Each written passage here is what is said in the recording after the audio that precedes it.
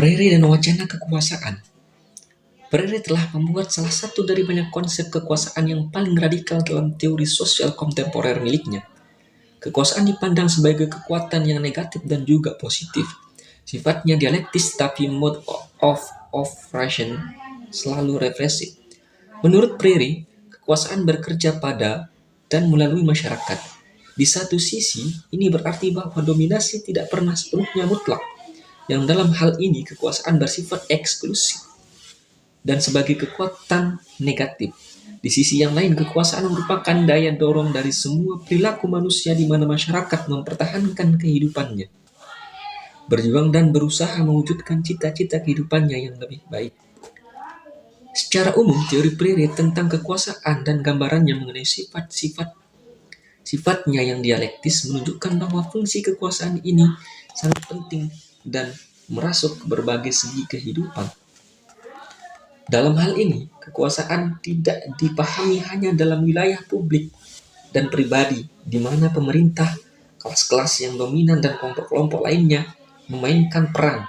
Kekuasaan ini ada di tangan siapa saja dan menemukan bentuknya dalam ruang politik dan dalam ruang publik yang saling beroposisi, yang secara tradisional telah kehilangan kekuasaannya dan bentuk-bentuk resistensi.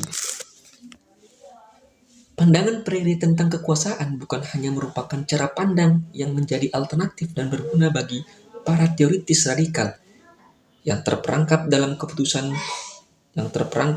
keputusasaan dan sinisme, tetapi juga menekankan bahwa kekuasaan itu selalu diikuti dengan pertentangan, ketegangan, dan kontradiksi dalam berbagai institusi sosial.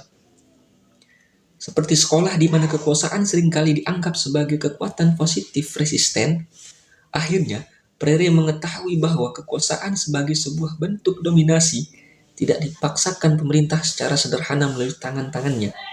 Seperti polisi, tentara, dan departemen kehakiman, dominasi dipraktikkan lewat kekuasaan, teknologi, dan ideologi yang secara bersama-sama menghasilkan pengetahuan. Hubungan sosial dan ekspresi budaya yang berfungsi secara aktif untuk membuat masyarakat diam. Pembicaraan dominasi yang tidak hanya mengacu pada ekspresi budaya yang mempengaruhi kaum tertindas dalam kesehariannya, namun juga menyangkut bagaimana kaum tertindas ini menginternalisasi pengaruh dan turut melestarikan penindasan tersebut. Pembicaraan ini merupakan topik yang sangat penting di dalam buku Freire dan mengindikasikan bagaimana dominasi itu dipraktikkan secara subjektif melalui proses internalisasi dan pengendapan diri. Dalam bentuk-bentuk kebutuhan pribadi, apa yang sedang dibicarakan adalah pemikiran Freire tentang betapa pentingnya usaha untuk menyelidiki dominasi yang menindas secara psikis, dan oleh karenanya juga perlu pengamatan internal terhadap pengetahuan diri dan terhadap bentuk-bentuk emansipasi sosial dan individu. Konsep dominasi dan bagaimana kekuasaan bekerja secara represif terhadap jiwa manusia memperluas konsep belajar, termasuk bagaimana manusia belajar tanpa berkata-kata, bagaimana kebiasaan kemudian menjadi sejarah yang beku, dan bagaimana pengetahuan itu sendiri menghambat perkembangan subjektivitas tertentu dan cara manusia menjalani kehidupan di dunia. Persepsi terhadap pengetahuan sangat penting karena akan menunjukkan bagaimana perbedaan konsep pengetahuan yang emansipatoris mungkin akan ditolak oleh orang yang mendapatkan keuntungan darinya. Dalam kasus yang seperti ini, masyarakat tertindas mendapatkan akses terhadap logika dominasi, mungkin dikarenakan mereka mempertahankan pengetahuan yang bertentangan dan dengan pandangan dunia mereka. Pengetahuan justru turut mempertahankan status quo dominasi ini karena menjadi kekuatan aktif yang bersifat negatif dan menolak untuk melihat adanya kemungkinan lain dalam kehidupan ini. Dengan kondisi seperti ini, dari sudut pandang pendidikan munculnya pertanyaan bagaimana para pendidik yang radikal menilai dan mendiskusikan pihak-pihak yang melakukan represi dan yang melupakan tujuan inti dari dominasi.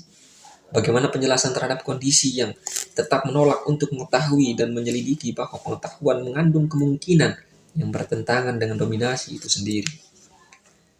Pesan yang ingin disampaikan Freire dari konsep pendidikannya relatif cukup jelas. Jika pendidik yang radikal mengetahui makna kebebasan, mereka pertama-tama harus mencari bentuk-bentuk dominasi, di mana dominasi itu tumbuh subur, dan masalah apa yang dihadapi mereka yang ditindas oleh dominasi itu secara subjektif maupun objektif.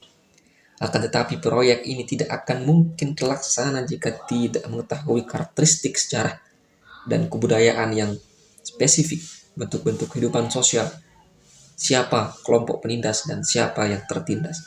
Sebagai titik awal melakukan analisa, inilah isu yang diangkat Freire dalam bukunya yang akan saya bahas lebih jauh lagi berikut ini.